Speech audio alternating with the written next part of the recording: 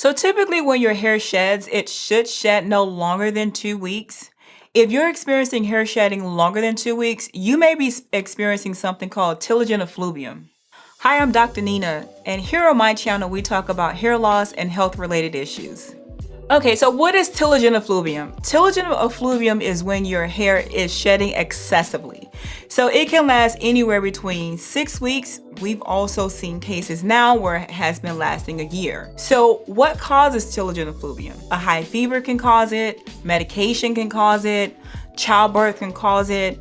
We're seeing telogen effluvium happen with, they call it COVID long haul. So just trying to, the body is still trying to recover from COVID. Seeing a lot of telogen effluvium cases too for women that have various types of thyroid imbalances. So the normal amount of hair strands, it would say anywhere between 50 to 150 strands a day.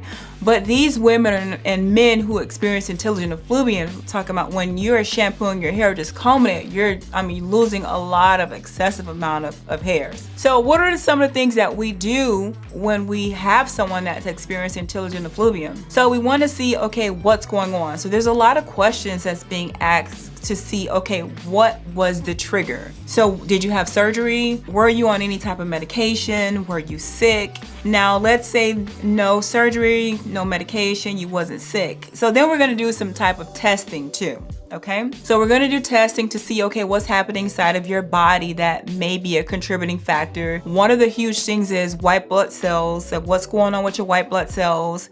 Even we want to take a look too and see, check your ferritin level, which is how much iron is stored in the body. We're taking a look at that. We're also taking a look at your vitamin D levels, how the thyroid is functioning, how your T3 and T4 is firing. So just doing a complete thyroid panel. And then again, like my favorite, we also want to check and see, okay, what's happening inside of your gut.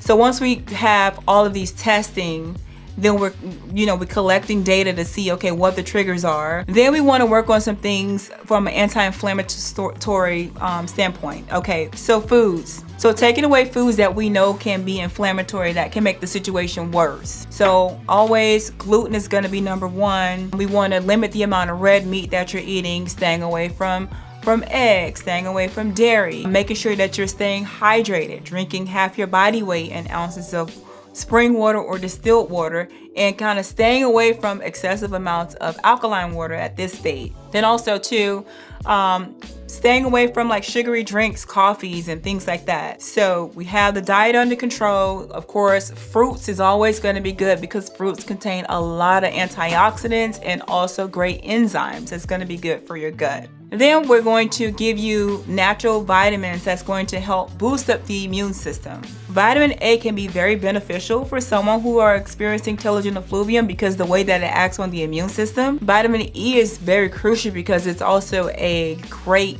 free radical. But vitamin E, a specific type of vitamin E, is going to help with putting your hair back into the anagen phase. So we want to be able to reverse what's happening with the cycle of you losing your hair. So we put you on this particular type of vitamin E. Then from there, I'm big on probiotics and testing to see which probiotic is going to be best for your individual body. And then treatments on the scalp. We're doing treatments on the scalp. We're using growth factors. Want to see if we can calm down any inflammation that's present that may be contributing to the hair shedding. You may have been exposed to some type of environmental toxins.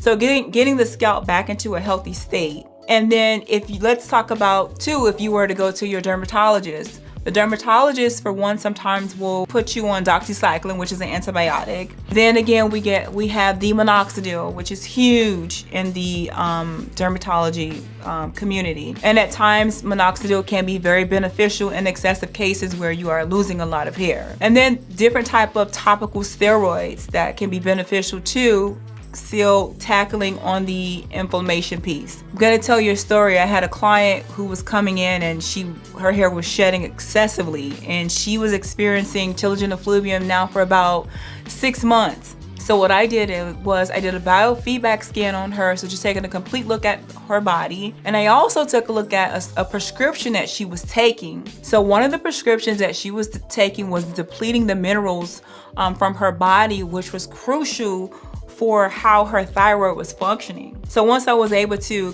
get that information, I corrected the imbalances, and then within 3 weeks, her telogen effluvium was cleared up. So sometimes it can be as simple as that once you get to the root cause of what the condition is.